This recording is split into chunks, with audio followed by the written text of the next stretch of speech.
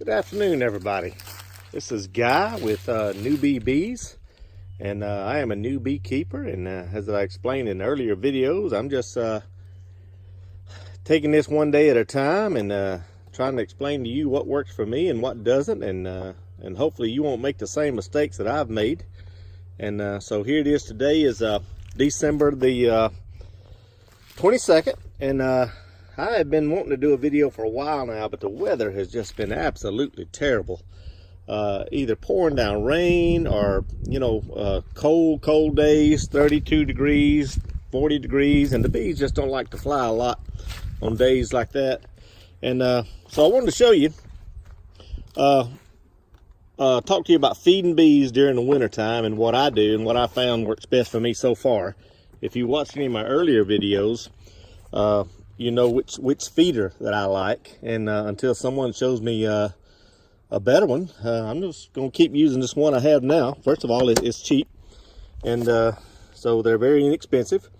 It's just a little hive top feeder here around. They cost about 10-15 bucks a piece, and you can probably buy them at a local beekeeper or something like that. Try to support your local people if you can. But anyhow, this is just a regular feeder, but this is a wild hive here. And I just want to show you right now, in the summertime, I fill these things full of sugar water.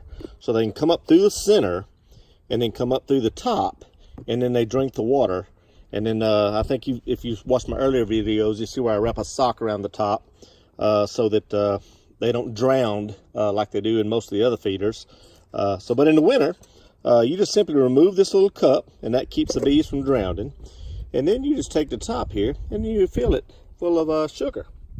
And what they'll do is they'll come up through the center on warm days like today, and they'll start kind of adding their saliva to the sugar, and they turn it into a water base or a formula, because bees don't eat just plain old granular sugar.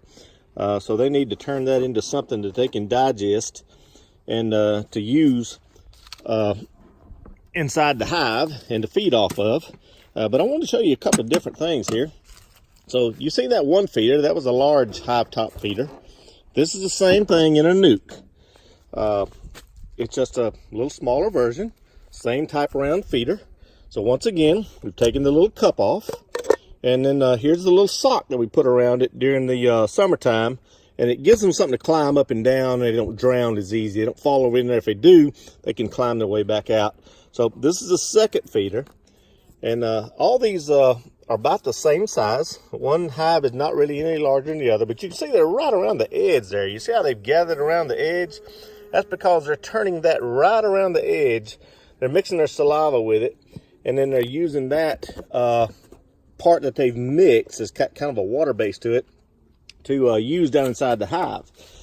Now, this hive over here is just a little bit different. Same size hive as all the others, as the other ones. But I did something a little different here. In the summertime, I always fix a additive to my sugar water called Pro Bee Life. And what that does is that kind of helps the bees digestive enzymes, easy for you to say, and help them to turn anything that they eat better into honey. It's just good for their little stomachs, makes them digest it easier.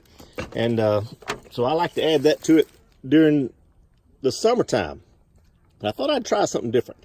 So what I did is I mixed up a little bit of that Pro Beef with just a little bit of water. And then I poured it around inside here just a little. I didn't fill it full, just enough to kind of more or less pre-melt the sugar inside here.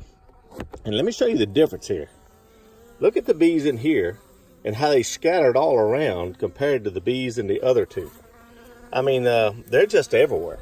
And they are eating the stew out of that Pro Bee, and they love it, and it just is better for their digestive system. There's a little container in the sock and everything, all that's out. And they just seem to like it a whole lot more, and they are more attracted to it when you add some of that to it. Now, here's what's really nice about these things.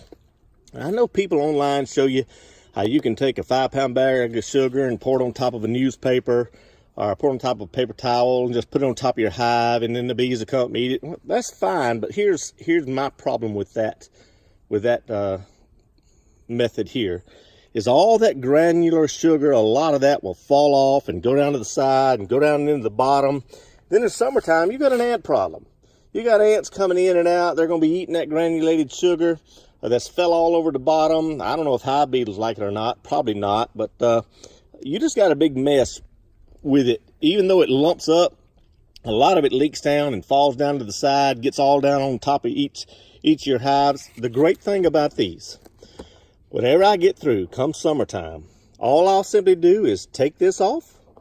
I will dump it out onto the ground, or I'll mix it in with a bucket of water, add some Pro Bead to this, and pour it right back into the top. Add my little cup, and now I still got a nice clean hive. I haven't got all that granulated sugar all down in the bottom, messing everything up. And it just seems to, it's just going to seem to work so much better. So that's what I have found that works for me, and maybe that idea will work for you. As you can see, I mostly like running nukes. They're just easier to control. Bees like to build up. They don't necessarily like to build out. So this kind of imitates a tree. They'll just keep building up. Let me tell you something different I added to these that I haven't seen anywhere else yet. Is I've actually added a bottom to mine here. So it's kind of like a screen bottom, like on the like you have on the other ones. And I ain't opened this in a while, so it may be stuck. But anyhow, it's just a screen board bottom, and just like you have on a regular hive. That way the hive beetles can fall down into the bottom, and then they'll get trapped. And inside that little bottom piece right here, which is about 3 or 4 inches, as you see it from the front, inside this is just a little silverware tray from Walmart. It cost me about $2. So I can take that and I can fill that with a little bit of oil. That way, once the hive beetles fall down into that little bottom compartment right there, then they'll drown, and I can just simply slide it out and dump them out and start all over. So that's something new I'm trying. Didn't take me but a few minutes to build those little 4-inch little bottoms right here on the bottom of a regular size nook. And as you can see, all of mine has the set up for the hive top feeders. And so anyhow, I just wanted to show you that today.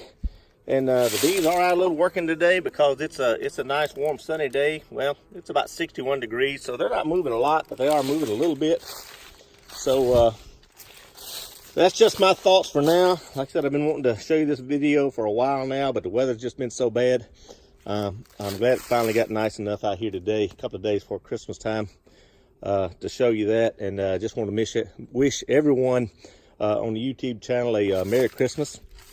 I don't know if you can hear them, but they are really humming today because they're enjoying this warm weather where they can get out and feed a little bit. So wish everyone a Merry Christmas and Happy Hanukkah, Happy Holidays, whatever your religion is, and Happy New Year. Thank you from Newbie Bees. This is Guy.